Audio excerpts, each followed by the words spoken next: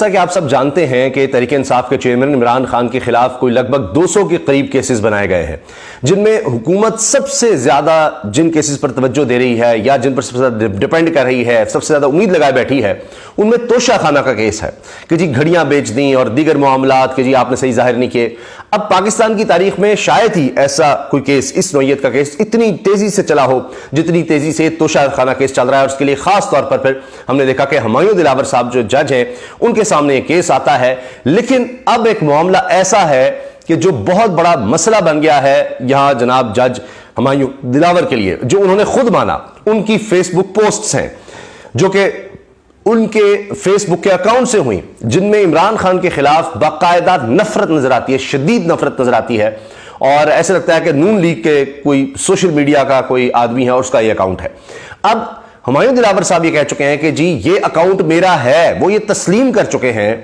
اور اب یہ معاملہ ان کے گلے پڑتا نظر آ رہا ہے۔ اگرچہ انہوں نے کہا جی پوسٹ میں نے نہیں کی، لیکن جب یہ بات آئی ہے اسلام آباد ہائی کورٹ میں، یعنی سیشن عدالت سے اوپر ہائی کورٹ ہے، وہاں پر چیف جسٹس عامر فاروق بھی حیران اور پریشان ہو گئے کہ کیا جج نے خود یہ باتیں تسلیم کی ہیں۔ اب ہوا کیا ہے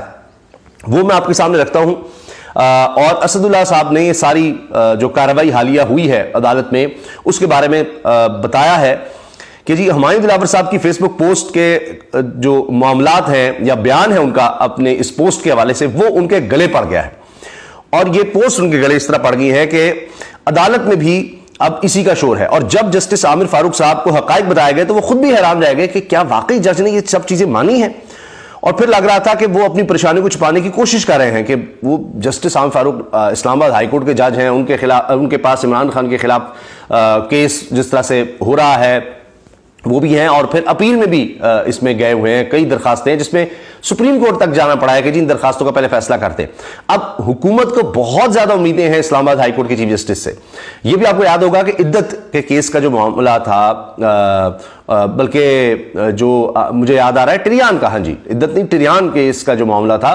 اس میں 2 جج صاحبان نے وہ کیس اڑا دیا تھا، اور ایک چیف جسٹس عامر فاروق تھے، اس میں انہوں نے وہ پھر یعنی آ بھی گیا تھا، ویب سائٹ پر بھی کیس بھی آ گیا، پھر انہوں نے روک بھی لیا تھا۔ تو حکومت کو بہت زیادہ امیدیں ہیں چیف جسٹس اسلام آباد ہائی کورٹ عامر فاروق سے، لیکن اب ہو کیا رہا ہے وہ خود بھی پریشان ہے کہ سیشن جج نے مان لیا ہے کہ جی یہ پوسٹ اس کی ہیں، یعنی اس کے اکاؤنٹ سے ہیں، اکاؤنٹ بھی اس کا ہے لیکن کی اس نے نہیں ہے۔ اب اس میں کیا ہوا، خود انہوں نے کس طرح سے سوال پوچھا اور پریشان ہو گئے۔ اب پی ٹی آئی کا تو یہ پہلے سے خیال ہے کہ جی یہ جج متعصب ہے، ان کے خلاف ہیں، اس لیے وہ اب تحریک انصاف کے جو وکلاء ہیں وہ چاہتے ہیں کہ جی عدالت تبدیل کی جائے۔ اب جسٹس یحییٰ افریدی اور جسٹس مسرت جو سپریم کورٹ کے حوالے سے بتا دیں تو وہاں پر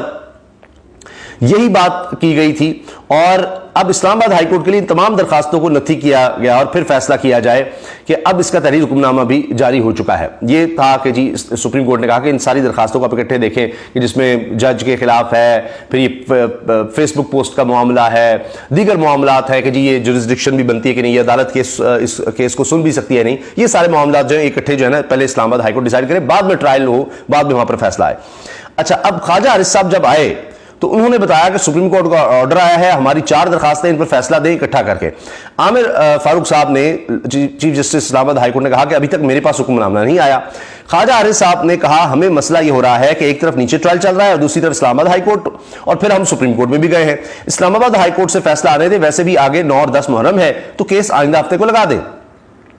پھر کہا گیا کہ ہماری ٹرانسفر کی درخواست ہے، اس پر فیصلہ کر لیں، پھر یہ ٹرائل شروع ہو جائے تو اس میں کوئی حرج نہیں ہے، یعنی ایک دفعہ ہماری جو درخواست ہے کہ یہاں سے کیس اور لے جائیں اس پر بھی فیصلہ کر دیں، یہ ساری باتیں ہوتی رہیں۔ اسلام آباد ہائی کورٹ کی چیف جسٹس عامر فاروق صاحب نے کہا بعض دفعہ چیزیں غلط بھی رپورٹ ہوتی ہیں، آپ یہ بتائیں کہ فیس بک پوسٹ میں کیا کچھ ہوا، کیا کہا ہے،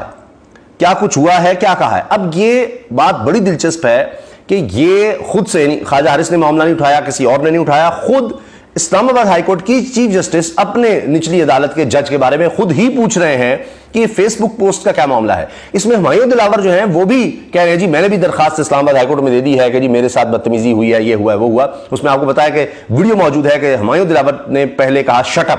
تو پھر عمران خان صاحب کے جو وکیل تھے انہوں نے جوابی کہا یو شٹ اپ، وہ بھی بدمزگی ہوئی، ویڈیو بھی موجود ہے، وہ خیر وہ ایک الگ سے معاملہ ہے۔